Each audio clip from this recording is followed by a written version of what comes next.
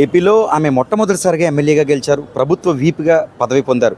అయితే ప్రజా సమస్యలు పరిష్కరించడమే ధ్యేయంగా ప్రజా దర్బార్ కార్యక్రమానికి శ్రీకారం చుట్టారు. ప్రజలు ఎక్కడుంటే అక్కడికి వచ్చి వారి సమస్యలు పరిష్కరిస్తానంటూ ప్రతి వారం కూడా ఒక్కొక్క ప్రాంతానికి ఈ కాకినాడ జిల్లాకు సంబంధించి తుని నియోజకవర్గంలో గ్రామాన పట్టణానికి చేరుకుని ప్రజల సమస్యలు తెలుసుకుంటున్నారు. తద్వారా అక్కడే దాదాపుగా పరిష్కరిస్తాం, లేదంటే సంబంధిత అధికారులకు చేరవేసి సమస్యను ఖచ్చితంగా పరిష్కరిస్తాం, కూటమి ఆధ్వర్యంలో ప్రజల సమస్యలే ఉండకూడదంటూ కూడా ఎమ్మెల్యే పేర్కొంటున్నారు. ఇంతకీ ఆ ప్రభుత్వ ఎమ్మెల్యే ఎలా పరిష్కరిస్తున్నారు, కార్యక్రమం ఎలా జరుగుతుంది?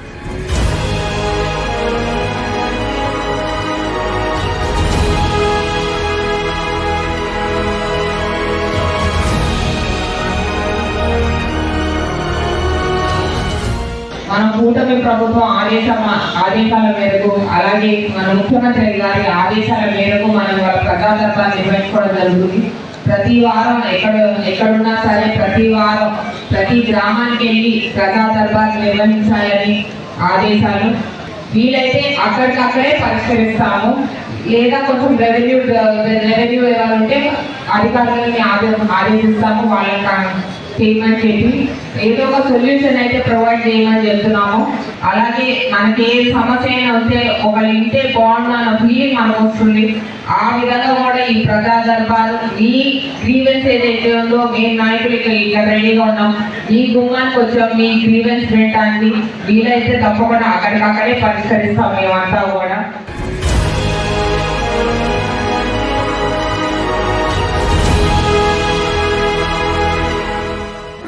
మా ఆయన చచ్చిపోడండి, మాకు నాకు పింఛన్ రాలేదన్నాను. 2 సంవత్సరం రాలేదండి. ఏంటి ఏం రాలేదన్నా? పింఛనే రాలేదండి. చెప్పారా ఎమ్మెల్యే గారికి? చెప్పానండి. చెప్పి పేపర్లో తీసుకున్నారు. రప్పిస్తానని చెప్పారా? అలాగేనండి, రప్పిస్తానన్నారు. ఏం పేరు, ఎక్కడి నుంచి వచ్చారు? శనయ్యమ్మ అండి నా పేరు. కొండ మీద ఉంటానండి. పింఛన్కి వచ్చాను. మా ఆయనగారు చచ్చిపోయి, నా పేరు నాగమణి అండి. మా ఆయనగారి పేరు సూరిబాబు గారు అండి. తిప్పని సూరిబాబు గారు తిప్పని నాగమణి అండి. మా ఆయనగారు పింఛన్ ఇచ్చిపోరండి. పింఛన్ ఇస్తే చచ్చిపోయిన తర్వాత 2023 అండి 7వ నెల 19వ తారీఖున చచ్చిపోయారండి. అప్పటి నుంచి ఇప్పుడు వరకు పింఛని రాలేదండి.